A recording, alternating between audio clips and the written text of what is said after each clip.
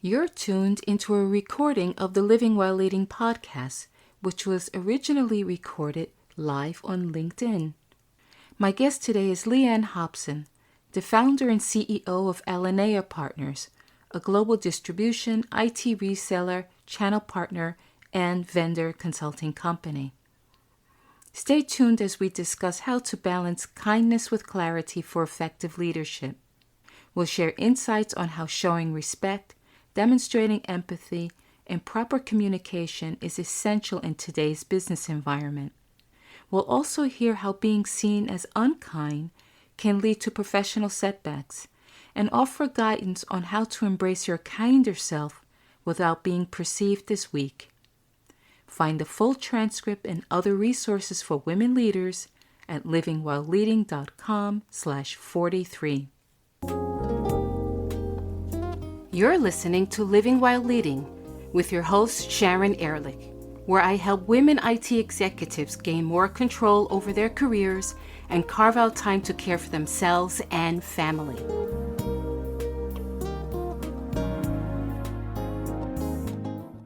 Welcome, everybody, to the Living While Leading Executive Corner. My name is Sharon Ehrlich, and I am an executive coach for women in leadership roles who want to live and work in alignment with their values. I'm also a podcast host of the Living While Leading podcast, which is broadcast every Tuesday. I am so happy because I have invited Leahanne Hobson to talk to us today about balancing kindness with clarity for effective leadership. Think of this session as a mentoring session for whatever stage you are in your career. You're probably going to get some insight, information, or just ways to reframe things. So I'm going to turn it over to Leahanne. And Leahanne, please introduce yourself to everyone. Well, Sharon, thank you for inviting me. It's wonderful to be here. I am the CEO and founder of Alinea Partners, and we are a global distribution, IT reseller, channel partner, and IT vendor consultant. So what we do all day is we help companies change their portfolios, create new packages of offers that are focused on CEOs instead of CIOs, and we train salespeople on how to sell those offers. In addition, we are the only company that does high-tech B2B secret shopping, and we've done over 800 of them globally. We are going to jump right into the questions just because this is a really interesting topic, and I think that the audience is going to get a lot from it. So I'm going to start with my first question. The first question I'd like to start with, Leahanne, is how do you define the balance between kindness and clarity, and why is it crucial for effective leadership in today's business environment? Maybe we should start first by defining kindness and clarity. That's particularly important to me because I have 4+ children. And when the oldest was married, my husband was writing a speech. And because we live in Austria, he was writing it in German. And we were trying to come up with a really good way of explaining that regardless of what happens, kindness is one of the most important things in a relationship. And even when you're really angry. And we had a hard time coming up with the exact translation. But from an English perspective, I see the difference between kindness and clarity as kindness is really respect, it is empathy, and it is proper communication, where clarity is transparency, it's being concise, and it's being direct. And I think that the two can live together, and that the two have probably always been important in business as well as in personal lives. But I think we went through a time definitely in the high-tech industry, where the two didn't always work together. Directness took over and kindness took a very back seat. And I think that it plays more and more of a role as we look at global skill shortages in particular industries, as we look at a changing workforce where the baby boomers are now really looking at retirement And we have a whole new set of a new generation coming into work that frankly has different values and different ways of looking at things, which is wonderful.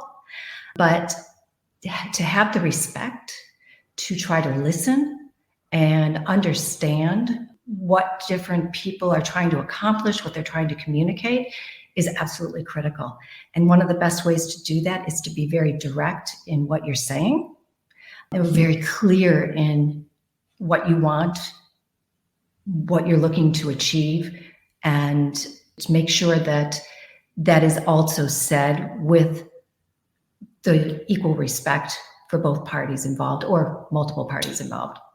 You said a lot there, and you know that I also have a very long career in IT, and I was in the industry when things got a little mean and a little nasty at times, just because of the speed that things were going at. I think folks had the idea that being compassionate, being respectful, that there wasn't enough time to do those things. They just had to sort of barrel straight through. And I think we all understand that that's probably not the most effective way, particularly for folks like you and I who are working in an international environment, cross-culturally. You know, there were so many other considerations to think of, and it's such a nuanced approach that one needs when communicating in that sort of a space. How do you maintain clarity in your leadership approach without compromising on empathy, kindness, particularly when you're having difficult conversations? One of the most difficult conversations that I can have on an almost a daily basis is when I have to land the results of a secret shopping program. What we do is we actually try to buy hardware, software, and services from companies. And when I have to sit with them and say, you know, we're very happy we would have purchased from you today, or conversely, we're disappointed we would not have been able to purchase from you this time, and then to explain why. That conversation, depending on how it's delivered, can go in many different directions. And we've been doing this since 2014.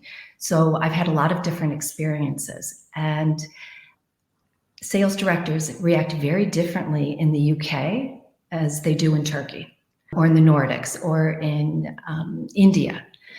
And so listening is one of the tools that I've had to really hone in on and improve over time. And you know, you made an interesting comment about how things were before in the high-tech industry.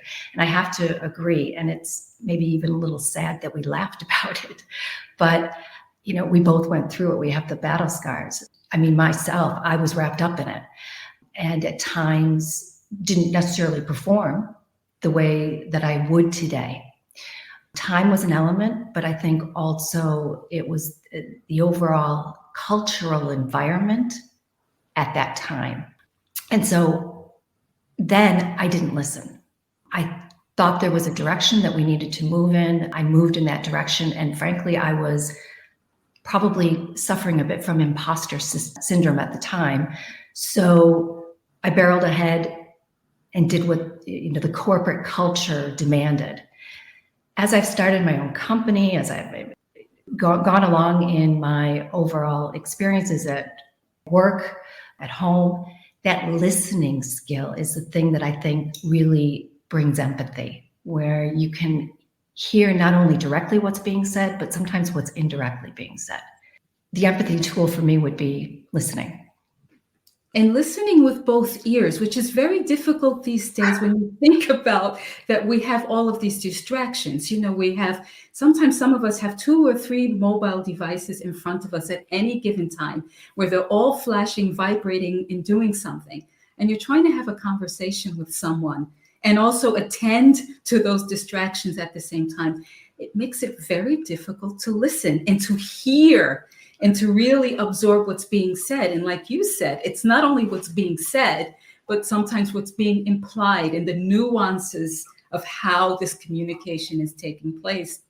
When we talk about your leadership style, What strategies do you employ that work when you are dealing with diverse teams and international clients? Because you did mention that you're doing secret shopping for clients in India, in the Nordics, in the UK. How do you handle that? It's interesting because working globally and in different countries, I hear quite often the same things. Every country thinks they're different. We do things differently. In many markets, there is a predisposition to think that if you aren't based in my country, you don't know how to work in my country. And so I lead with the facts of what we're working on. Let's say Secret Shopper, whether it was a good experience or a bad experience. But then I tend to have different layers of how I start to deliver the message. And if I see that something I've said makes somebody change their posture, or they start to change their tone of how they're talking, or I'm losing them because they are looking at those different screens, then I go down a level and get much more precise in what I'm talking about, much more concise, not in an aggressive way, but to tone down the message and to make it very, very simple. And also to think about when I deliver that, to say it in an educating way or in a way that couches things as, I have seen a lot of things and best practice looks like this. Companies that aren't achieving best practice are usually doing these things, and explain what those are. If you're looking to be anywhere on the scale from good to best, these are the things that you would want to look at. So I also try to give options so that they can fit themselves in where they feel necessary. This approach that you just described, Leanne, sounds like a very non-judgmental approach. You've seen basically everything. I can hardly imagine that you get surprised very easily now when you are doing these secret shopper activities in these really high-stakes situations. Because, correct me if I'm wrong, but what you are trying to purchase in these scenarios are not inexpensive solutions, correct? Not necessarily. Perhaps we would be looking to buy a license of some sort of software like Microsoft 365, and you're not looking at too much money. Or we're looking at buying a Dell computer, for example, or a big printer. Those could be things that we'd be looking to buy. We've seen a lot of things, but I always get surprised. Things that have good and bad. There are a lot of really good practices out there. It's very interesting to go in and really try to understand why a company has done what they've done, and to also sometimes just shed light and shed clarity on how it's being done differently, which helps them to, make that step. And there's really nothing out there that we've seen that is so horrible that it deserves a judgment against it. Every company that we've worked with and their other partner companies, they're out there trying to do their best. I run across very, very few companies that are out there just, trying to make money and take advantage of people. It doesn't tend to happen in our industries. Judging people wouldn't help.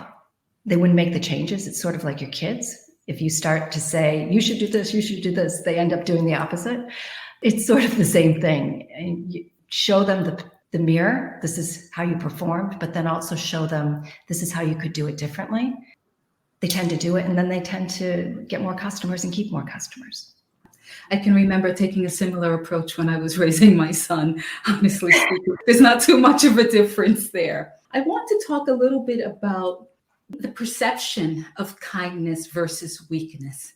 I've had this experience myself where I have been a people manager, a leader of teams, and have tried to treat individuals with the respect that I believe everyone deserves. And sometimes that has been misconstrued as weakness. And folks have tested me and have pushed me. Just wanted to talk to you. Have you ever confronted that? And how have you navigated that perception? Can you give me one of your examples? Because it may bring something to my mind. I'll give you an example that comes immediately to mind. I was leading a digital sales team in Bratislava, and there was one person on the team who would always come to me with a tale. My child has this, I need to come to work late, but I'll take that hour and I'll make it up someplace else. Fine, you can do that. Then next day it was the dog, and then the next day it was something else. And there was a point where I just thought, I can accommodate everyone. I know that we all have lives and things get very complicated, but there is a point where I feel like I'm being taken advantage of. But more importantly, there's a whole team. There are 52 other people here. And if I start to say yes to everybody, I'm going to have chaos here. I won't be able to run my business. And so that became for me a very difficult conversation to have, to say, I get it, I understand, but I also have limits. And there are limits because we're running a business here and there are things that we have to do. Now, this is obviously a very small and simple example, but that's an example that came immediately to mind for me. It's interesting. I think those types of scenarios happen a lot with employees, with clients. Something similar would be having a conversation with a client, and there's something that will just make the service better that we're offering, and it really isn't too difficult for me to do it. So I will say, we'll just do that as well. I look at it as a customer delighter. Oh, I didn't expect to get that, and I suddenly have something that I didn't expect, and I don't have to pay extra for it, for example. I've certainly had instances where clients have then turned around and said, well, can you also give me then a discount on this, or can you offer that for free? Or, you give them a finger and they take an arm. But in those cases, I find it pretty easy to just turn and say directly and concisely, well, we had offered you this and we gave you this delighter or this extra piece of the service. So at this time, we're not in a position to be able to offer you, whether you want that service for free or, reduced price. We see and hear from our clients that we offer a significant level of value. So if I were to undercut myself at that point, I would be diminishing the value of the overall company and everyone who works here. So that would be one of the other reasons that I wouldn't want to do that. We do have a comment here from April who says, my perspective is that most corporate environments are awash in male perspective and history. Kindness trends towards feminine energy, hence seen as a weakness. Do you have anything you'd like to say about that, Leahanne? Actually, when you asked the question, I thought, well, we always have to be careful not to sound like we're coming from a position of weakness. We're women. I resonate with that. I have to say, since I started my own company and over the years, I am confronted with that less and less. Maybe it's just because I'm older and have more experiences. Right. But I also believe times have changed, and being kind doesn't hurt anymore. And in fact, it's seen as a definite plus point. We do have a lot of people who are participating here who are a little bit earlier in their career. I'd like for you to speak to them a little bit and talk about what advice you would give to emerging leaders who aspire to lead with both kindness and clarity. First of all, it won't be painful, so don't worry about that. If I was new in a management role, let's say, you're thinking management, or you're thinking really first job? Oh, I'm talking about management.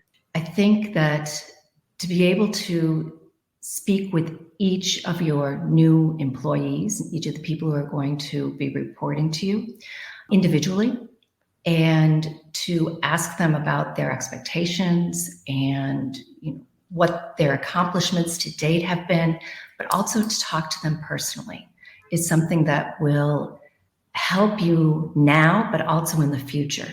Developing a rapport with people is always going to make sure that you are remembered and respected.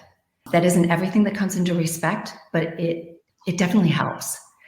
And too often in business, People start and maybe they're a little nervous or maybe they're a little unsure, and they get down to business and they focus on what's important in the business. I would encourage you to start early in broadening the conversation. People still want to work for people. And if you establish what we call people power, and let me just explain the difference between people and position power. People power is when somebody wants to work for you and you are respected as an individual. Position power is when you get the job of CEO or director or manager, and people tend to think that the respect comes with the position versus the person who holds it. I've done a lot of sales enablement, and one of the things that we always talk about in sales is that people buy from people that they know, like, and trust. And that's not too different from what you just described here as a leader of a new team, is that you have to know your team. They have to trust you. And the only way that's going to happen is if you actually speak to the people. And I understand that folks have really aggressive targets and they feel like they have to hit the ground running. But you won't reach your targets without your whole team buying into the mission, right? And so it's not a one-person show, and you do need to create that sort of atmosphere, and this people power that you talked about really needs to be a priority. I have a question which I think might be a tough one. If you don't want to answer it, you don't have to, but now I put you on the spot here. Have you ever had an instance where being perceived as unkind led to a significant professional setback or misunderstanding? And how did you recalibrate your approach? Yes, I had one that it doesn't haunt me, but I will tell you the story and then I will feel like I'm sitting there. Early on in my career, I was working for a high-tech company in a marketing role, and marketing was separate from communications. And I was reporting directly to the president of the European organization, but I also had a dotted line, as we say, into the US organization, into marketing. And we had a big launch coming up. Instead of marketing owning program development for the sales and marketing campaign, communications decided to do it. And they decided to do it stateside. And I was sitting in Vienna working for Europe. And I tend to have an upper hand, so to speak, when working with my American colleagues because we speak the same language. I'm sure you experience that as well. I'm not as thoughtful, maybe. And what happened was the program came out. It was a series of brochures. When marketing talked about a program, we were thinking about how is the offer packaged? What's the messaging around the package? Is there a services component? Will there be an assessment with it, for example? What is the sales motion? What's the call to action that you want the sales team to do once they get this information? So many different parts were missing. And I wrote this email back thanking them very much for the materials, but there appeared to be some gaps in the program. Well, my use of the word gap resulted in what probably was about a 4-page long email back with lots of exclamation points, lots of bold and red, educating me and also telling me that I did not understand. And it was very rude of me to have said there was gaps. So obviously there was this feeling that the word gap meant they had done something horribly wrong. Underlying, there were missing parts of it that we needed. But the use of that word was not a good idea. And I also had follow-up phone calls with many people from the organization stateside to mentor me on how to write emails and how to give feedback. That stung. And one little word there, huh? Gap. 3-letter word. Which I rarely use anymore. I bet you don't. And I think we all can learn a lesson from that when we're dealing with our colleagues who speak English as a first language. Avoid the word gap. There might be some other synonyms that one might use. Leanne, I always like to ask my guests, what advice would they give to their younger self, if they could, based on everything that you understand about your career journey, what you've experienced, working internationally, living internationally, being the CEO and founder of your own company? What would you say to the younger Leanne? Take a deep breath and breathe a little more. Don't always think that you have to keep, pushing forward. I think that earlier on in my career, I was very much in a what's the next step, what's the next position type of mode. Had I earlier breathed, then maybe a few other opportunities would have come my way, or experiences would have come my way that I would have also appreciated. And I probably wouldn't have been as stressed as I was for the first 15 years of my career. Very wise words. I appreciate your vulnerability in sharing that. Well, we are coming to the end of our show today, Leanne. I can't believe the time has run so fast because I have 5 more questions I wanted to ask you.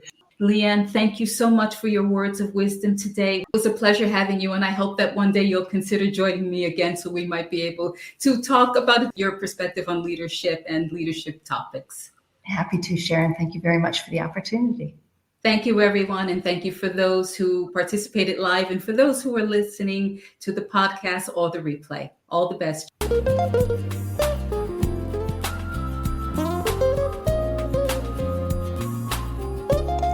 Thanks for listening today. This is your time. Give yourself permission to reclaim what's important to you and be who you want to be. If you're getting value from this podcast, please subscribe, share it, or write a review. And connect with me on livingwhileleading.com or on LinkedIn. And don't forget to tune in next week.